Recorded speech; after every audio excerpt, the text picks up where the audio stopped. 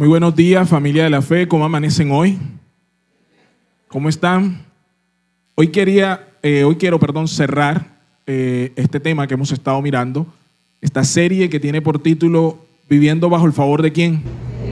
De Dios. Y hemos estado hablando algunos domingos atrás sobre cómo el Señor ha tenido el favor con cada uno de nosotros, pero lo que más importa en este instante para nosotros es cómo podemos andar bajo ese favor.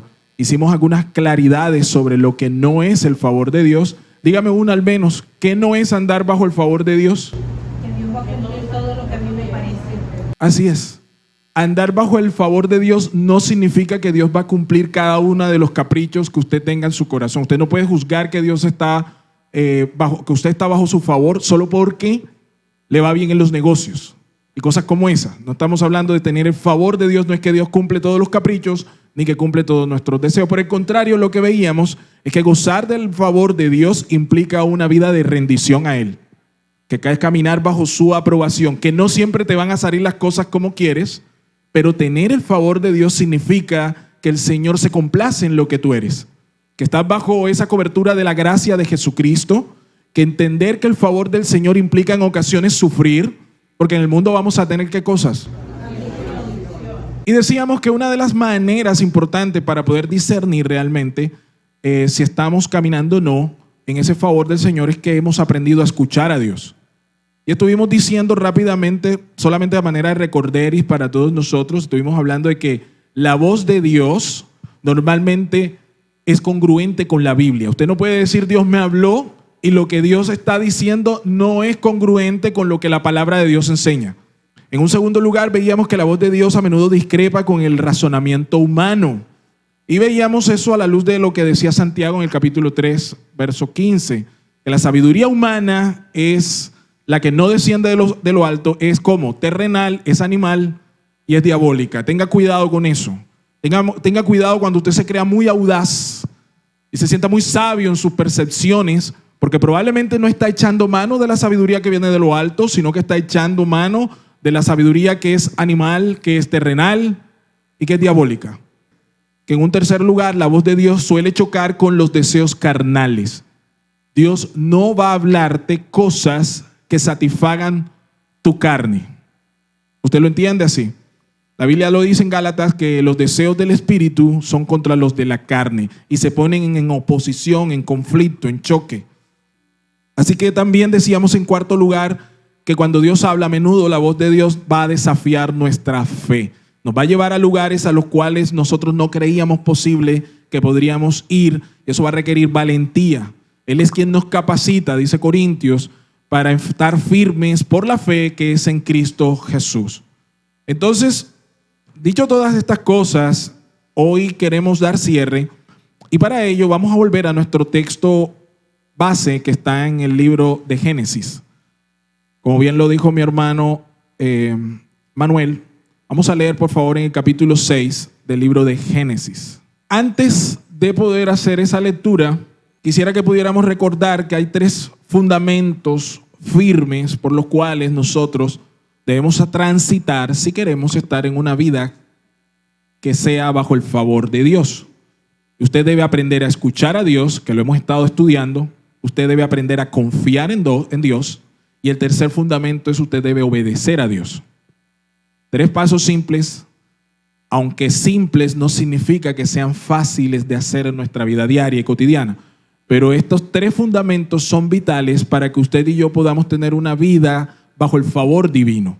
Cuando usted habla de favor, usted quiere decir que está bajo esa gracia del Señor, usted está bajo la aprobación del Señor, usted tiene una vida que le agrada a Dios. Toda cosa distinta a esto no tiene nada que ver con el favor del Señor. Muy bien, ya usted está en el capítulo 6 de Génesis. Póngale allí su dedito. Si tiene el separador, colóquelo allí. Ese es nuestro texto base. Ahí usted está en el capítulo 6, pero yo voy a leer y usted me va a acompañar. Vamos a abrir Proverbios y vamos a leer estos versículos del 5 al 7, que están en el capítulo 3 de Proverbios. Porque me importa mucho, me interesa muchísimo que usted pueda hallar un paralelismo a la hora de que vamos a resaltar algunos aspectos del carácter de Noé, que es el protagonista, y cómo se puede observar esos fundamentos que nos llevan a una vida que está bajo el favor del Señor. Proverbios 3, versículos del 5 al 7, dice la palabra del Señor de la siguiente manera: fíate de Jehová de todo tu corazón y no te apoyes en tu propia prudencia. Verso 6, reconócelo en todos tus caminos y Él enderezará, ¿qué cosa? Tus veredas. Verso 7, no seas sabio en tu propia opinión. Teme a Jehová y apártate del mal. Míreme acá, familia. Este texto debe estar subrayado. Si usted no lo tiene subrayado, le invito a que lo haga. Ahí en su Biblia, resáltelo, porque usted va a tener que venir a ese texto durante muchas ocasiones de este recorrido, de este peregrinaje, de este lado de la eternidad. Es decir, durante su vida, usted va a tener que estar aquí recordándose estas cosas. ¿Por qué, pastor? Porque muy a menudo tendemos a desviar este propósito. Muy bien, teniendo eso en mente, aquí vemos los tres fundamentos de los que hemos estado hablando. Escucha a Dios, fundamento número 1. Fundamento número 2, confía en Dios. Y fundamento número 3, obedece a Dios. Yo quiero ahora sí ir al capítulo 6 de Génesis, porque ese es un perfecto ejemplo en lo que se muestran estos tres fundamentos imprescindibles en la vida del creyente. Y deseo además que los podamos ver en práctica a la luz del carácter de Noé. Entonces ahora sí, abra conmigo por favor el capítulo 6, versículos del 5 al 8 del Génesis. Dice la Biblia. Génesis dice de la siguiente manera: y vio Jehová, dice que la maldad de los hombres era mucha sobre la tierra, y que, escuche con atención, y que todo, no dice algunos, todo designio de los pensamientos del corazón de ellos era de continuo solamente el mal. Verso 6. Y se arrepintió Jehová de haber hecho al hombre en la tierra. Y luego agrega, ¿qué cosa? Y le dolió en su corazón. Verso 7. Y dijo Jehová: raeré de sobre la faz de la tierra a los hombres que he creado, desde el hombre hasta la bestia, y hasta el reptil y las aves del cielo, pues me arrepiento de haberlos hecho. Verso 8, el bendito pero. Ay, gracias, Señor, porque hasta aquí ya esto está triste. Esto está mal. Diga conmigo, esto va mal. Esto va mal. Viene el bendito pero. El pero de Jehová es el versículo 8, que es una conexión pero a manera de contraste. Dice, pero, es decir, pese a lo anterior, pese a la decadencia, pese a esta radiografía terrible de este carcoma que está aquí, pero Noé halló gracia ante los ojos de Jehová. Punto. Wow. Por eso esta es una declaración sumamente radical, iglesia, porque está mostrándonos la completa pecaminosidad y depravación del corazón del ser humano en los días de Noé. Menos mal que nosotros no estamos en los días de Noé. Es una radiografía que fue real ayer y creo que se está haciendo real hoy. No había ningún aspecto de la naturaleza humana que no estuviera corrompido por el pecado. No lo digo yo, es lo que describe el Señor. Podemos observarlo, por ejemplo, en Génesis 6:2, no lo vaya a buscar. Ahí nos narran la perversión sexual. Ahí mismo en Génesis 2 vemos cómo estaba alterada la actividad demoníaca, exacerbada. Luego en Génesis 6:5, que acabamos de leerlo, nos ven el mal constante en el corazón del hombre. Y en el versículo 11 de ese mismo capítulo vemos la corrupción y la violencia generalizada. La consecuencia de esto es que el Señor declaró juicio. Dios quiso vindicar su justicia, quiso mostrar su atributo de justicia, y para ello decidió raer. ¿Usted sabe lo que significa raer? ¿Qué significa? Arrancar. Es arrancar. No de buena manera. Es como cuando usted ve un poco de monte y usted no tiene una herramienta. ¿Y qué hace usted? Toma su mano, agarra cuanto puede en su puño y usted hace un gesto. Eso trae no solamente el pasto, la raíz, eso que más hace, descoloca, remueve la tierra, todo, ¿cierto? Es una manera muy agresiva. No iba a ser pulida la forma en la que Dios iba a mostrar su justicia. Él iba a desgarrar todo. Por eso no era solamente con los hombres.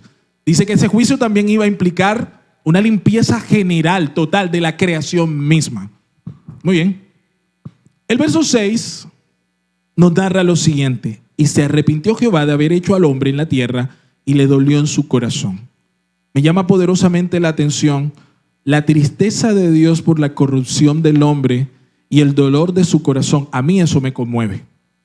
Y me muestra una faceta del Señor también que hace que sea muy cercana para nosotros. Pero es mi deber también hacer una nota aclaratoria al respecto. Porque, escuche, esto es lo que normalmente en teología se conoce como un antropomorfismo. Algunas veces seguramente usted conoce la palabreja porque ya la ha estudiado, pero me gustaría decir aquí que básicamente esta es una manera en la cual el escritor bíblico suele poner o atribuir características humanas a Dios. Dios es espíritu y sin embargo nosotros vemos con frecuencia en las escrituras que habla que los ojos de Dios están rodeando toda la iglesia, toda la tierra. Dios no tiene ojos porque es espíritu, pero es una manera en la cual nosotros, seres finitos, confinados en nuestra mente, podemos entender al incomprensible y poderoso Dios. ¿Me entiende? Entonces aquí está asumiendo en este caso el Señor, o más bien el escritor le está dando esa atribución al Señor de emociones humanas. ¿Qué tipo de emociones son las que estamos viendo aquí? Que el Señor, ¿qué le pasó primero? Se arrepintió. ¿Y cuál fue la otra? Se entristeció. Entonces, ahí es importante nosotros entender que cuando dice el Señor se arrepintió, no es que Dios se arrepintió en el formato como tú y yo, seres humanos finitos, lo hacemos. De ninguna manera. Porque al hacer eso significaría como que esta es una contingencia. Como que esto se le salió de las manos al Señor y entonces, no sabía que esto iba a terminar aquí. De esta manera, me arrepiento, borrón y cuenta nueva. Entonces me equivoqué. Raza humana, me equivoqué. No funciona así. Dios tuvo control antes y durante el proceso en que esta decadencia del ser humano se estaba manifestando. El plan salvífico seguía su curso. Más bien lo que nosotros podemos observar aquí es que a pesar de que Dios tiene control de todas las cosas y providencialmente sigue sosteniendo su creación, Él estaba dispuesto a salvar un remanente. Hay un remanente con el cual el Señor iba a seguir progresando con respecto a su plan de salvación. ¿Cuál era ese remanente? Un hombre y su familia. ¿Cuál era ese hombre? Así que para hacer su naturaleza más comprensible o más bien asequible a nuestra mentalidad, el escritor aquí atribuye al Señor algunas características humanas. Entonces esto es importante porque yo sé que usted va a leer y dice, pero es que la Biblia dice que Dios se arrepintió. Amado, lo dice, pero hay que entender en qué contexto lo dice y por qué lo dice. Porque Dios es inmutable. La Biblia también dice respecto a Dios que Él no es hombre ni tampoco es hijo. ¿Se entiende? Entonces usted tendrá que ver cómo va a juntar estas dos cosas. Teológicamente, la forma correcta de interpretar esto es eso. Ese es un antropomorfismo. ¿Cómo, profe? Antropomorfismo. Forma de adopta la figura de Dios, en este caso, un sentimiento humano o unos sentimientos humanos. Dios no es que se haya arrepentido, más bien nos está expresando el dolor que genera, siendo Dios persona también para nosotros y que establece una relación con nosotros, nos manifiesta lo dañino que es el pecado, lo terrible que genera incluso la práctica del mismo, no solamente en aquellos que lo practican, sino cómo eso corrompe aún la naturaleza y la creación misma. ¿Usted me está entendiendo? ¿Quiénes eran los que practicaban el pecado? Los seres humanos. ¿Y a quiénes corrompió eso? La propia naturaleza. No en vano también la Biblia va a decir que la creación misma gime por ser, ¿qué cosa? Redimida. ¿Usted me está entendiendo allí? ¿Va conmigo? Muy bien.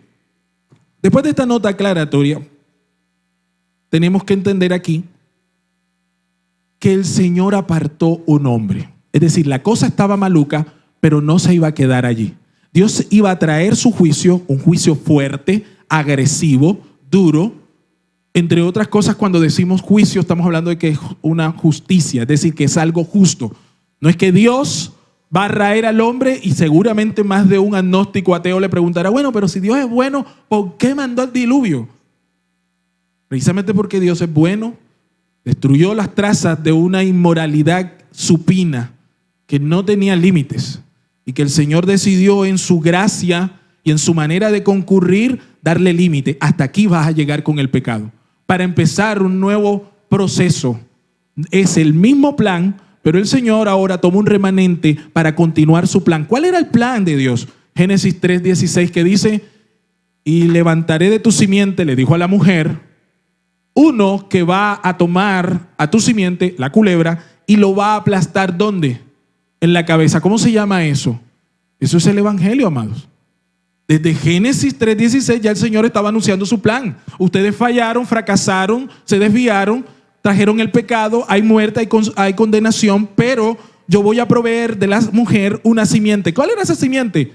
Jesucristo. ¿Y cuál era el trabajo de esa simiente?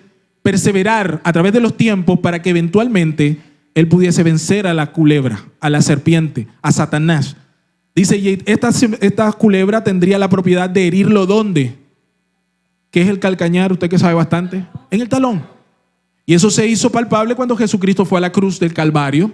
Ahí en el madero, Jesús, ante las huestes espirituales de maldad, creyeron haberlo vencido, pero tú y yo sabemos que al tercer día resucitó de entre los muertos. Y Dios le exaltó a lo sumo, va a decir también Pablo.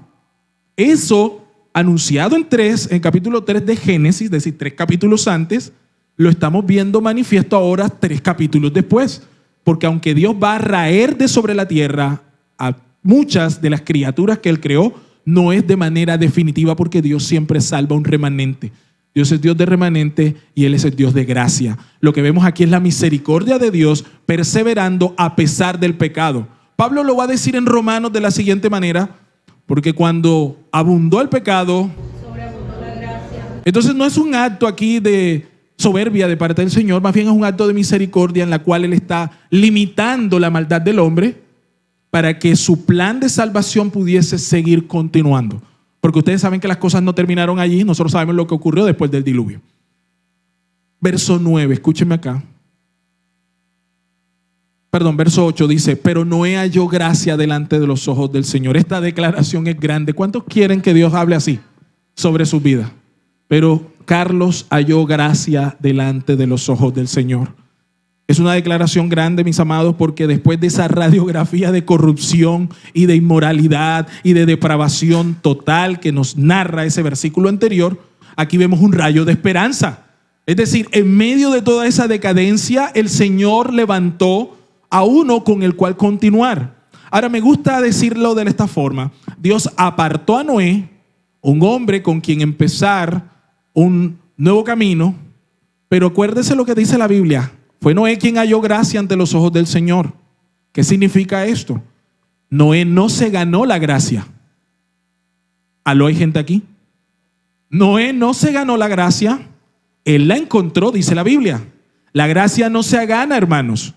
De lo contrario, ya no sería gracia, porque por definición, la gracia es un regalo como inmerecido. De lo contrario, si fuese ganado, ya no sería gracia. Por tanto, Dios, escúcheme bien, da su gracia y el hombre que hace, la recibe, la halla. Por eso es importante que nosotros leamos que ese capítulo 8, que ese versículo 8 dice: Noé halló ¿qué cosa? Ya usted va a entender por qué. Mire lo que dice luego el versículo 9. Y estas son las generaciones de Noé. 2 puntos. ¿Y cómo arranca eso? Noé, varón justo, era perfecto ¿en qué? ¿Y qué luego dice? Con Dios caminó. Wow. Por esta gracia que nos dice el versículo 8, es que el favor bendito de Dios estaba sobre la vida de Noé y por eso él era distinto. Voy a decirlo de esta forma. El orden en que aparece aquí, mira el versículo 8, que es lo primero que dice, que Noé halló ¿qué cosa? Gracias. Y luego el versículo 9, la consecuencia de ese hallar la gracia, ¿cuál fue? Que este fue un hombre ¿cómo? Justo. Escúcheme bien. El orden que se nos presenta esta declaración es vital y no lo puede alterar. Noé fue justo por causa de la gracia, el favor de Dios que había recibido, no al revés. ¿Cómo así, pastor? Hombre, un error muy frecuente al leer los textos que nosotros estamos en esta mañana disertando respecto a Noé es pensar que como Noé era un varón justo, entonces Dios lo escogió y lo favoreció para salvación. Gracias, amor. Ese es un error que común y frecuente. Muchos leen este texto y dicen, es que mira, todo el mundo era malo, menos ¿quién?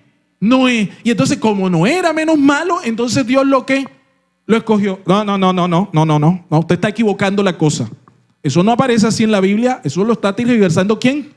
Usted. Permíteme decirlo de la siguiente manera. Ese no es el sentido correcto del asunto. No lo presenta así la Escritura. La Biblia dice, versículo 8, pero Noé, no dice, pero Noé era perfecto. ¿Qué halló primero Noé? ¿La halló o se la ganó? Porque ¿de quién es la gracia?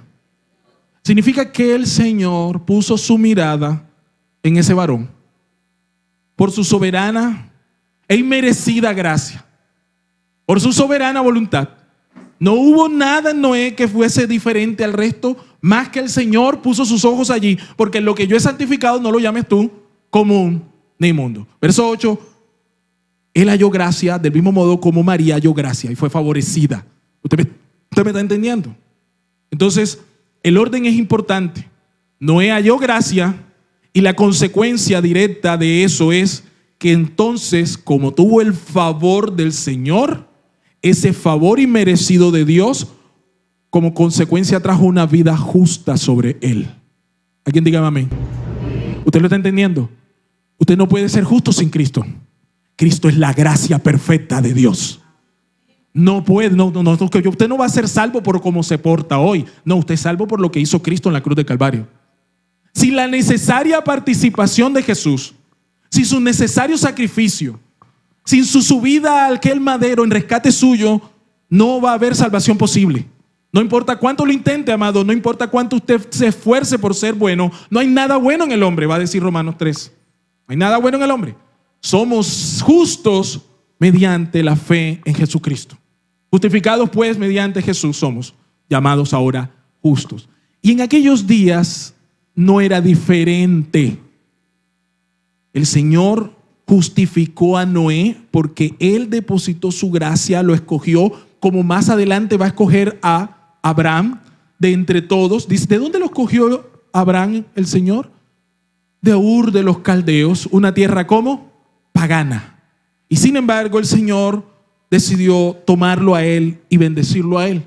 Jesús va a amplificar esta idea cuando va a referirse, por ejemplo, a Naamán. Él va a decir, muchos leprosos habían en toda Jerusalén, pero fue a Naamán y agrega, el sirio, a quien Dios escogió para salvarlo. Más adelante esa idea se va a ampliar todavía más en boca de Pablo cuando va a decir, porque amé a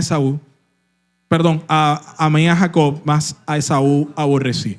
¿Quién de vosotros va a poder decir? Y va a decir luego en Romanos 9, porque Jehová tiene misericordia del que quiere tener misericordia. No es del que corre, no es del que quiere, sino de quien Jehová tiene misericordia, amado. Y usted está sentado aquí en esta mañana y quiero decirle, hay una muestra fehaciente de que Dios tiene misericordia de usted. ¿Por qué? Porque está sentado aquí. Significa que la gracia está accediendo a su vida. Así que Noé no era un varón justo y por eso Dios lo escogió. Todo lo contrario. Dios posa su mirada en Noé, lo favorece y la consecuencia natural de ese favor es que Noé vive una vida justa, diferente, marca una diferencia. Amado, si usted es diferente, no es porque usted se porte mejor que los demás, sino porque ahora la gracia de Jesucristo está sobre usted día y noche. ¿Cuántos dicen amén a eso? Ahora piensen en lo siguiente, familia. Quiero que lo hagamos personal. ¿Qué dijo el Señor de Noé? Que era un varón perfecto. Es un hombre perfecto en sus generaciones. Era un varón justo. Y luego al final dice, con Dios caminó. Wow. Puede decirse de nosotros por medio de nuestra conducta, por medio de nuestro carácter, por medio de nuestra conversación, que somos personas que caminamos con Dios.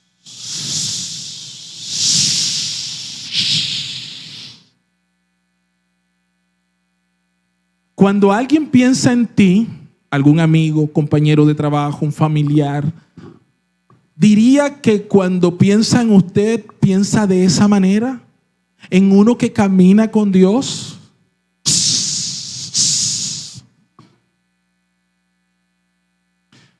Cuando las personas lo ven a usted, ven a alguien que camina con Dios.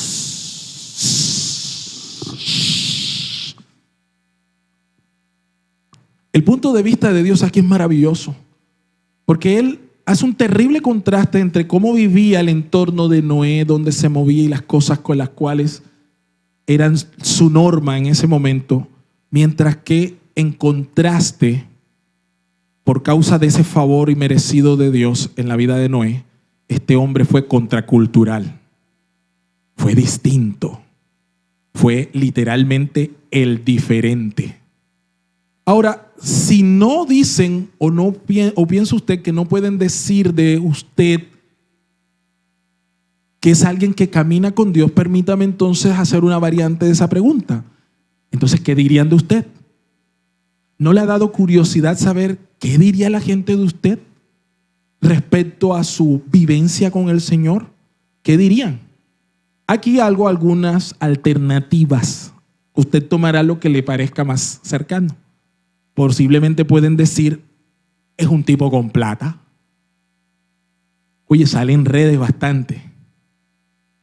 Hombre, esa persona está siempre ocupado. Algunos dirán, es un buen empleado, es un buen padre, es un buen hijo, es un buen amigo, es un buen vecino. Otros dirán, es alguien que está en la iglesia. U otros dirán, es uno que va a la iglesia. ¿Qué dirían de ti? Y lo digo de esta forma, familia. ¿Qué sería más impactante que dijeran de nosotros que camina con Dios, que caminó con Dios? Que en tu epitafio se pueda leer en esa piedra, aquí yace uno que caminó con Dios. ¿Usted está trabajando para eso? O de pronto lo que van a decir es, este iba a la iglesia.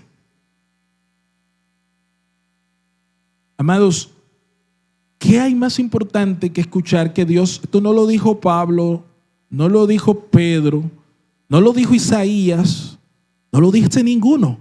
Esta declaración viene porque el que está narrando es en primera persona, es Dios. Y Dios está diciendo aquí que Él camina conmigo. ¡Wow! Eso es tremendo. Tenemos el favor de Dios cuando escuchamos a Dios, cuando confiamos en Dios y cuando lo obedecemos a Él. Y eso fue particularmente cierto en la vida de Noé. Miren, el primer fundamento que hablamos es escuchar a Dios. ¿Qué dice el versículo 13 de este mismo pasaje? Dijo pues Dios a Noé. ¿Qué hizo el Señor con Noé? Diga conmigo, le habló. ¿Qué hizo el Señor con Noé? Le habló. Entonces el primer fundamento es que Dios le habla y Noé, ¿qué hizo? Escuchó. Ahora yo necesito que usted pueda mirar cómo fue esa manera en la que Dios le habló. Lo primero que le dice en el versículo 14 es, hazte un arca ¿de qué? ¿De madera de qué? De gofer. No era de almendro, de abeto, de abedul. No era de pino. Ve, amado, usted tiene siempre esa tendencia a hacer las cosas una parte como Dios le dice y la otra como usted. Usted tiene la tendencia de hacer su propio poema a lo que el Señor le dice. Entonces, ¿cuándo sabemos que estamos escuchando la voz de Dios? Cuando somos capaces de atender lo que Él está hablando en total cabalidad. Él le dice, hazte un arca de madera. Dios le encomendó esa enorme tarea a este hombre en un proyecto de construcción. La vez pasada yo pregunté cuánto tiempo demoró Noé en construir el arca, aproximadamente. 75 años al menos. Arca. Y la longitud de este proyecto, ya uno más o menos lo sabe, haciendo los traslapos, dice que tenía aproximadamente 150 metros de largo. Me disculpa, aquí yo sé que hay un marinero, pero tengo que decirlo en estos términos. 150 metros de largo por 25 metros de ancho y 15 metros de alto, que eran aproximadamente los 3 pisos de los que está hablando aquí el texto. Es decir, que este era un barco cuyas medidas eran similares, guardando las proporciones, con el bendito Titanic. Si usted lo mira, vaya y hágalo, googleelo, no lo va a hacer aquí. No sea sinvergüenza. Sí, usted tiene su celular en avión. No, hay un poco que no lo tienen en avión, lo tienen ahí en vibrador y están viendo ahí que le escribió la Tiffany. Que papi, ya se acabó el servicio. No, diablo te está llamando. El arca tiene ese tamaño. Y en esos días, ¿quiénes eran los que iban a ayudar a Noé? Pues sus hijos, su propia familia. Él tenía claro que Dios le había hablado y sobre el tema que Dios le había dado no había manera de poder eludirlo ni delegarlo. Vea, amado, si usted le ha dado el Señor la potestad para que usted sea la influencia de sus hijos, de los sobrinos, de los nietos, no ponga remingón, haga su trabajo y hágalo bien. ¿Me está entendiendo? Pero es que eso no me corresponde a mí. Y si no es a ti, entonces ¿a quién? Amado, a veces usted pelea con cosas que ya Dios le ha dicho que debe hacer. Noé podía delegar tanto la construcción del arca como usted. Y Noé lo hizo. Y usted está haciendo lo suyo. Segundo fundamento. Mire lo que dice allí. Confianza en Dios. Dios le habla a Noé, le dice qué quiere hacer y le da las instrucciones. Pero estamos de acuerdo en que una cosa es que Dios le haya hablado y otra muy distinta es que Él le haya confiado. Levánteme la mano aquí, ¿cuántos sienten que Dios les ha hablado a lo largo de su vida cristiana? Levante la mano. Ok. No me va a levantar la mano, pero ahora digo, ¿y cuántas veces de esas que Dios le habló, usted fue obediente? Se da cuenta que el problema nuestro no es que Dios nos hable. A veces usted se enfoca mucho, pero es que yo vine hoy, pastor, para que Dios me hable. Mi hermano, Dios te lleva hablando hace como 2 años en cada prédica y no estás haciendo nada. Me preocupa que tú quieras que Dios te hable más, porque cuanto más pasa, más desobediente te vuelve. ¿Me está entendiendo? Dios habla a nuestras vidas todo el tiempo, pero usted requiere, además de escuchar a Dios, usted tiene que confiar. Entonces míreme acá. ¿Y cómo sabemos que estamos confiando en Dios? Respuesta. Lo sabemos porque estamos caminando en lo que Él ya nos dijo. Cuando usted sabe que Dios le habló, usted debe caminar en eso. Y cuando usted camina en eso, es muestra de que usted ha confiado en lo que Dios le ha dicho. Lo dijo Santiago de la siguiente manera: muéstrame tu fe sin obras, y yo te muestro mi fe por mis obras. ¿Se entiende lo que estamos diciendo allí? La tragedia del pueblo cristiano de estos tiempos es oír demasiadas predicaciones y no atender lo que Dios realmente está diciendo en cada una de ellas. Mira, amado, el que usted ponga prédicas en la mañana, en la tarde, cuando va de camino, no es malo.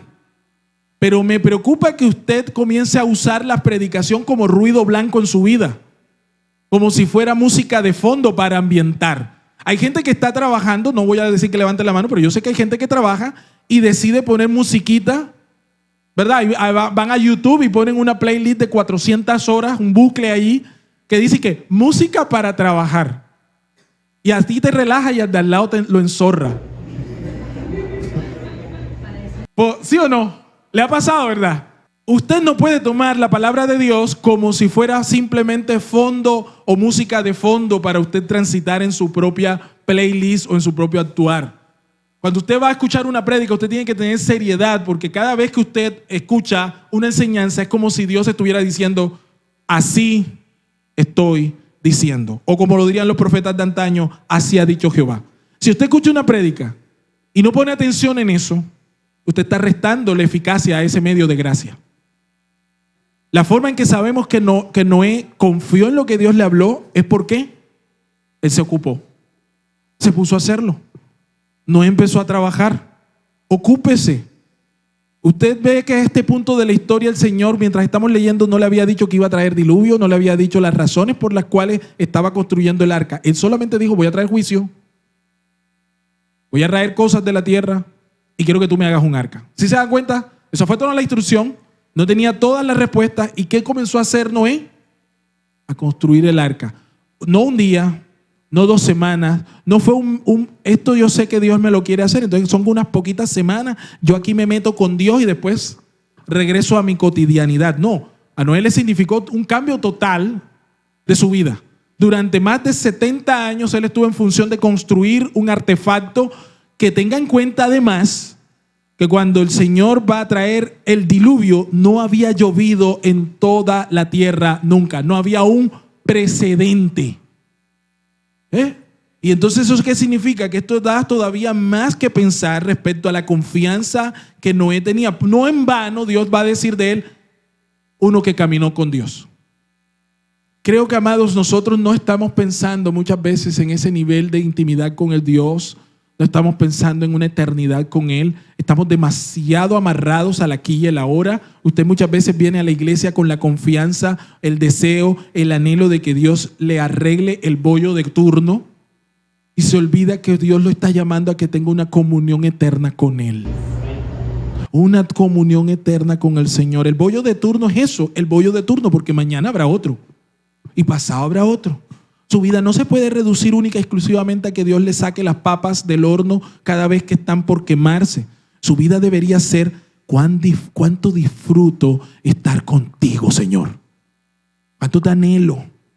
Es que de que Dios dijo que Noé caminó con él no se reduce solo a que estuvo haciendo un arca. Es que este era un hombre que tuvo la gracia del Señor de poder verle en una dimensión como ninguno de nosotros hasta ahora lo ha podido experimentar, aunque estamos en mejor favor que él, porque tenemos a Cristo.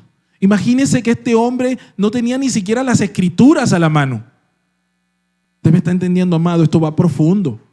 No se trata de que usted sea obediente haciendo arcas, se trata de que Noé tenía una comunión con el Señor y era evidente por la forma en la que Dios habla de él, que en ese favor con el Señor, Noé tenía la capacidad de poder perseverar cumpliendo la voluntad de Dios.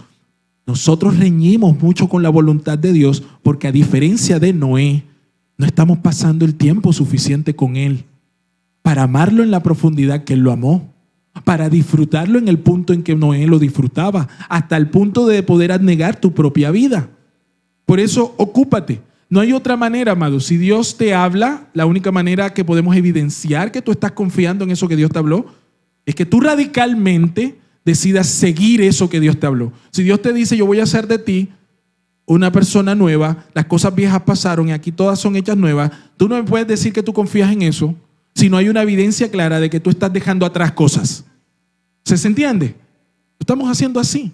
Porque de lo contrario, lo que estaríamos ofreciendo es una banca y un libro negro. No venimos a este lugar por una banca. No venimos a este lugar por un libro negro. Tú vienes aquí porque solamente el Señor puede transformar tu vida. Porque quieres tener una intimidad con ese mismo Dios con el cual caminó Noé. Y el último fundamento es la obediencia. Obediencia a Dios. No puedes obedecer si no confías. No puedes confiar si no escuchas. Pero Dios siempre habla. Por tanto, nosotros podemos confiar en lo que Dios dice. Y si confiamos en lo que Dios dice, la respuesta natural a eso es obediencia. Confiamos en el Señor. Un día a usted le fue expuesto el Evangelio y Dios colocó en usted la gracia necesaria, la fe necesaria para que usted pueda decir, yo creo en que Jesús es mi Señor y Salvador. Allí Dios le capacitó para que usted pudiera dar ese paso. Pero la confesión de Jesús vino acompañada también, no solamente de una certeza, no solamente de una convicción, sino de una obediencia necesaria. Usted comenzó a apartarse del mal. Antes era un sinvergüenza que se robaba los clips de la empresa. Un día llegó con una caja de clips nuevas y las entregó. Y dice, si he robado más, los traeré en las próximas semanas. Los robaclips de esta sala están siendo confrontados. Pastor, yo no robaba clips. Bueno, lo que usted esté robando, devuélvalo. ¿Está entendiendo? ¿Usted me está entendiendo? Era un embustero compulsivo, era un mitómano. Yo llegaba tarde y decía que un dinosaurio se me había atravesado en el camino con tal de poder defender mi causa. Pero ahora estoy en Cristo Jesús y admito que me vine tarde, hermano. No volverá a pasar. Estoy trabajando en eso, pero vine tarde, la verdad, porque me acosté tarde, porque esta mañana me cogió el día, porque peleé con los hijos. Amado, empezamos a caminar en otra dimensión. ¿Se da cuenta usted? Hay una integridad. Entonces la obediencia es una respuesta natural de cuando usted ha creído. No me diga que cree y eso no va acompañado de una obediencia evidente, clara, diáfana, transparente en su vida. Si usted está caminando en el Señor, es clara evidencia de que el Señor está obrando en su vida. ¿Se entiende eso? Lo vemos nosotros en Noé. Ahora miren cómo cierra el versículo 22 de ese texto. Léalo por favor. De ese capítulo 6, ¿qué dice allí?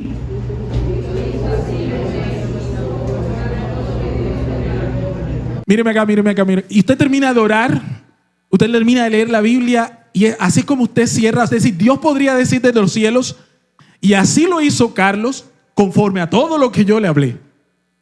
¿Se puede decir eso de usted?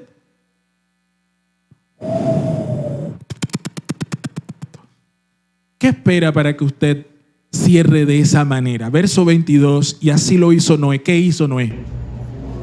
¿Qué hizo Noé? Tuvo que creer, váyase más adelante. Tuvo que escuchar, luego tuvo que confiar y luego tuvo que ¿qué? Es un proceso, es una triada, no puede haber necesario, o sea, tú no puedes llegar a la obediencia si antes no escuchaste, y tú no puedes llegar a la obediencia si antes lo que escuchaste no lo creíste en tu corazón. Revise cómo usted está actuando en su vida diaria hoy.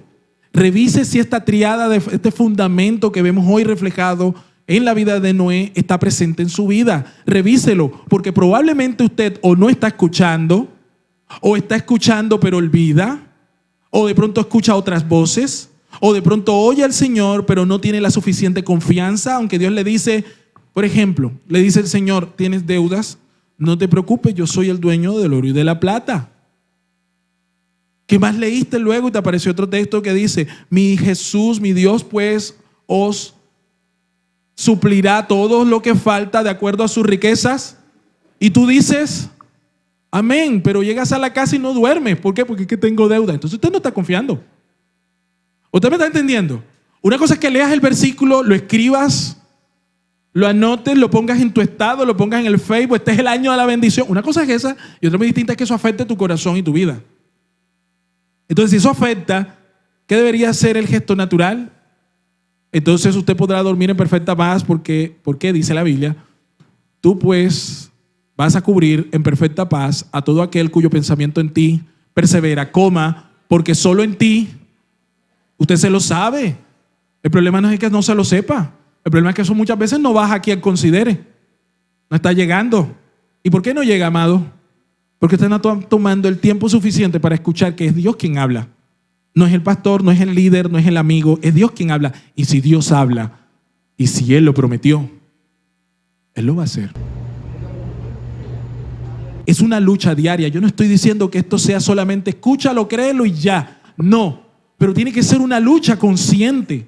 Amado, usted no puede durar meses, semanas en una actitud de angustia y de afán cuando el Señor en su palabra le está diciendo por nada estéis. ¿Se dan cuenta? Hay cosas por hacer. Usted esta mañana tiene que revisar qué es el arca que Dios le puso a hacer y que en qué parte va de esa construcción. A lo mejor usted ni siquiera ha empezado a buscar los materiales.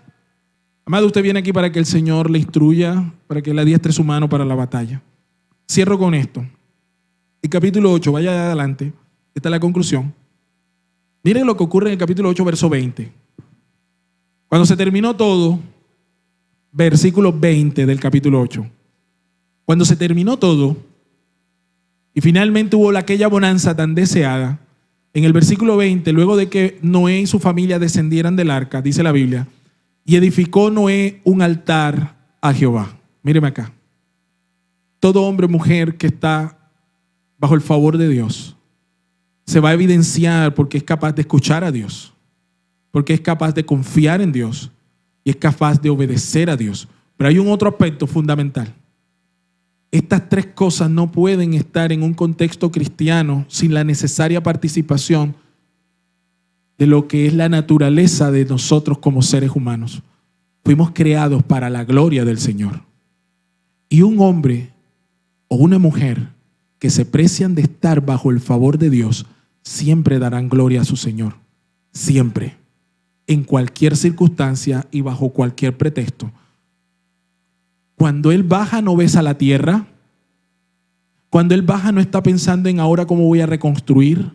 Lo que dice la Biblia es que Él se baja y edifica un altar para el Señor. Y dice, y tomó de todo animal que estaba ¿dónde? ¿Dónde estaban esos animales? Es importante hacer la mención, el arca no era un trozo de madera andante, ni siquiera era un barco, porque eso no tenía una posibilidad de navegación. Eso era una caja de madera que estaba preservando literalmente la vida. Su única misión era flotar mientras las aguas estuvieran altas. El arca era Cristo, y todas las personas que estaban allí están salvas, al igual que lo estamos nosotros en Jesús. Y cuando las aguas descendieron y Noé salió de allí, él ofreció sacrificio, porque ese es el único lenguaje, sacrificio de alabanza, es el único lenguaje que un hombre y una mujer que está bajo el favor de Dios debe tener. Agradecimiento perpetuo a su Señor. Agradecimiento perpetuo. Alguien que dice que está bajo el favor de Dios, no tienen que decirle que agradezca. Es algo que le fluye de manera natural. Él no pensó en otra cosa sino en poder hablar el lenguaje que él y su Dios, uno que caminaba con él, él sabía lo que al Señor le agradaba. Y mire lo que sigue diciendo: toma los animales que el Señor le dio a resguardar, es decir, que Dios no solamente pide cosas, sino que provee para sí mismo. Y dice que de las aves limpias ofreció holocausto en ese altar que él preparó. Ahora viene la respuesta, verso 21. Y percibió Jehová olor, ¿qué?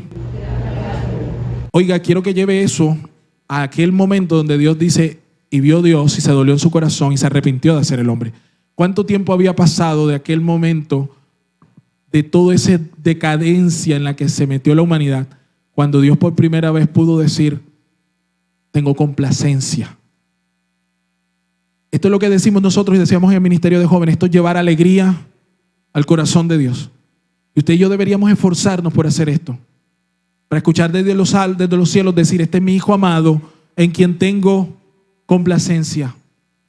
Y percibió Jehová olor grato. Yo quisiera preguntar, si tú estás viviendo bajo el favor de Dios, ¿qué tan a menudo el Señor está percibiendo olor grato en tu casa? ¿Qué tan a menudo está llegando olor grato de tu vida al Señor, de tu matrimonio, de tu manera de trabajar, de tu manera de comportarte, de tu manera de lidiar, de tu manera de criar? ¿Está subiendo olor grato delante del Señor? ¿Es tu vida ese olor grato que simboliza una vida que camina bajo el favor del Señor? Así que cuando el Señor percibió este olor grato, su respuesta a ese acto de adoración genuino y espontáneo de Noé fue, y dijo Jehová en su corazón, no volveré más a maldecir la tierra por causa del hombre, porque el intento del corazón del hombre es malvado desde su juventud, ni volveré más a destruir a todo ser viviente como he hecho. Verso 22.